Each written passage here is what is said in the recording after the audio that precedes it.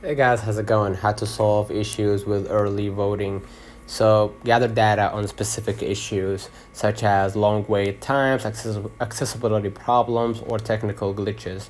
Involve local election officials, community leaders, and voters in discussions to understand their concerns. Advocate for more polling locations, additional staff, and better equipment to handle early voting demands, and provide clear information about early voting locations, times, and procedures through multiple channels: social media, local news, community flyers.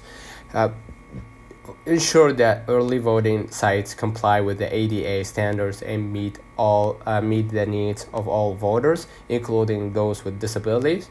Regularly conduct tests on voting machines and systems to identify and resolve technical issues before voting begins. Implement a feedback mechanism during early voting to quickly address problems as they arise. Offer informational sessions that prepare voters for the early voting process, helping them understand what to expect. By systematically addressing these areas, you can work towards a smoother early voting experience. So let's know in the comments if this video helped you. Don't forget